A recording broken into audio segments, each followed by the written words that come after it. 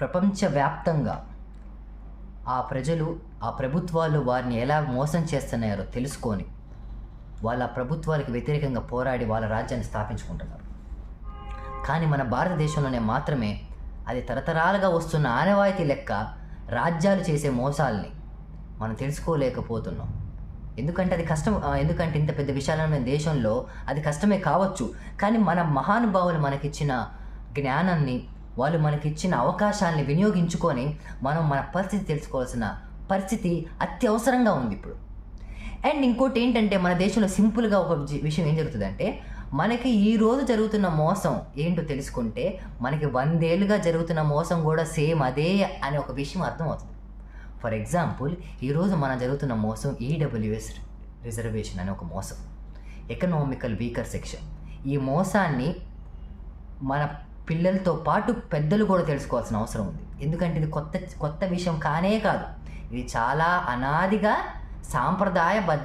బద్ధంగా మన దేశంలో జరుగుతున్న ఒక మోసం. అది ఏమిటి అంటే, ఈడబ్ల్యూ రిజర్వేషన్ ఏం చెప్తుంది? ఓసీలో, అదర్ కాస్ట్లో అంటే అగ్రవర్ణాల్లో, అగ్ర కులాల్లో ఉన్న పేదవారికి అవకాశం ఇవ్వటం కోసం వాళ్ళు తెచ్చారు అంటున్నారు. కానీ ఈ దేశంలో అగ్ర కులాల్లో పేదవాళ్ళు ఎంతమంది ఉన్నారు అనే లెక్క తెలీదు. ఆ లెక్క తెలియకుండానే 10% రిజర్వేషన్.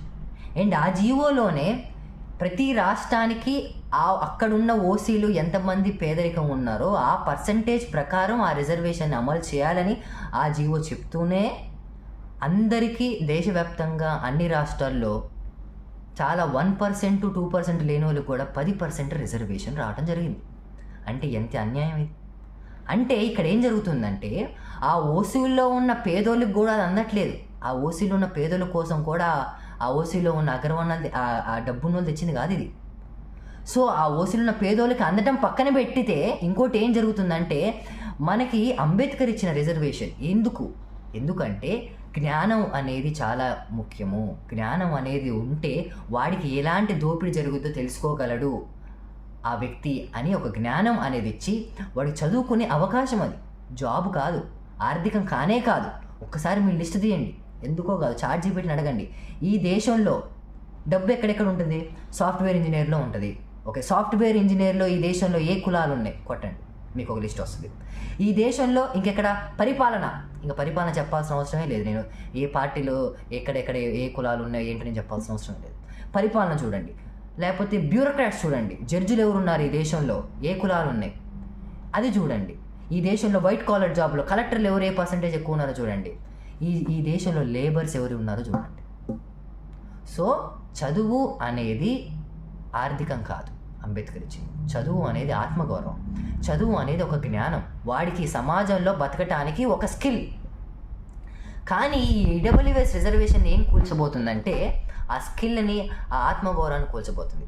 సో ఈ ఈడబ్ల్యూఎస్ రిజర్వేషన్ వచ్చిన తర్వాత జరిగిన కాంపిటేటివ్ ఎగ్జాముల్లో ఏం జరిగిందంటే, డబ్బున్న వాళ్ళు కూడా అగ్రవర్ణాల్లో కూడా వాడికి అవసరం లేదు అక్కడికి పోవాల్సిన అవసరం, వాడికి అక్కడ సీట్ రాకపోయినా కానీ వాడికి దానికన్నా సమానంగా, దానికన్నా ఎక్కువ వాడు ఆ జ్ఞానాన్ని ఇతర దేశాలకు వెళ్ళో వాడి ఇంట్లో ఉండో ఎక్కడొక్కడ సంపాదించుకొని వాడు అయినా కానీ గెట్టినవ్వగలడు ఈ సమాజంలో. వాడికి అలాంటి సర్కమ్స్టాన్సెస్ ఉన్నాయి. కానీ వీడికి అక్కడికి వెళ్ళకపోతే చదువు లేదు, చదువు లేకపోతే వాడు బతకలేడు, మళ్ళీ వాడు లేబర్ పనే చేయాలి. సో అలాంటి పరిస్థితి ఉండి ఇచ్చిన ఈ రిజర్వేషన్ ఈ రోజున దెబ్బతింటుంది. ఈడబ్ల్యూఎస్ రిజర్వేషన్ వచ్చిన తర్వాతకి మీరు ఐఐటీల్లోకి, ఎన్ఐటీల్లోకి కాంపిటేటివ్ ఎగ్జామ్ రిజల్ట్స్లో చూడండి ఎవరికి వచ్చాయి, ఏం జరిగింది, ఎవరికి వచ్చే రిజల్ట్ చూస్తే మీకు అర్థమవుతుంది ఏ కులాలకు వెళ్ళిపోయినాయో అని. సో దానివల్ల ఏం జరిగిందంటే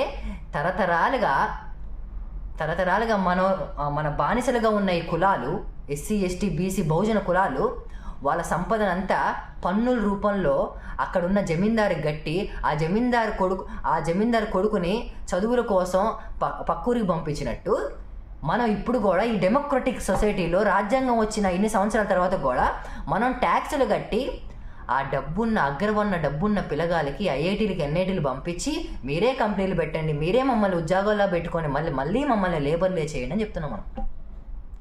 అంటే మన దేశం మళ్ళీ ఎక్కడికి వెళ్తుంది అనేది పాయింట్. సో ఈడబ్ల్యూఎస్ రిజర్వేషన్ అనేది మన సమాజాన్ని మళ్ళీ వెనక్కి నెట్టివేసే ఒక ప్రక్రియ. ఈ ప్రక్రియని ఎవరు గుర్తించాలంటే అగ్రవర్ణాల్లో ఉన్న పేదలు గుర్తించరు, అగ్రవర్ణాల్లో ఉన్న డబ్బున్న వాళ్ళు కూడా గుర్తించరు. ఎందుకంటే వాళ్ళకి దృక్పథం ఉండదు. మన బాధని, మన సమస్యని మనమే సాల్వ్ చేసుకోవాలి. కాబట్టి మనం తెలుసుకోవాలి ఈ జ్ఞానం. మనం తెలుసుకోవాలి మనం ఎలా దోచుకుంటున్నారో తెలుసుకొని మనం ఇన్స్పిరేషన్కి ఏం తీసుకోవాలంటే, మనం రీసెంట్గా మన ఇన్స్పిరేషన్గా చాలా ఉన్నాయి మన చరిత్రలో, కానీ బుద్ధుడి దగ్గర నుంచి అంబేద్కర్ దగ్గర. కానీ నీకు అంత చరిత్ర నీకు చదవటం బద్ధకం అయినప్పుడు పక్కన ఉన్న నేపాల్ని చూడు, పక్కన ఉన్న బంగ్లాదేశ్ని చూడు. అక్కడ ఉన్న యువత ఎంత ఉత్సాహంతో వాడి సమస్యను వాడు సాల్వ్ చేసుకుంటూ, అంత ఉత్సాహంతో నీ సమస్యని నువ్వు సాల్వ్ చేసుకో.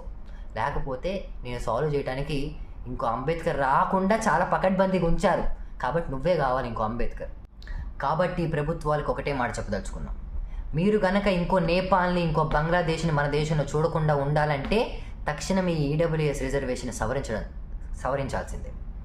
ఇంకో విషయం, ఎస్సీ ఎస్టీ బీసీలు, మనం ఎప్పుడు మన చరిత్ర చూసుకున్నా పల్లకిల మీద ఉన్న వాడికి ఏ సమస్య వస్తే ముందెళ్ళి రక్తం చిందించి వాడి పోరాటాన్ని, వాడి సమస్యని భుజాన్ని వేసుకొని వాడి సమస్యని సాల్వ్ చేయడం కాదు.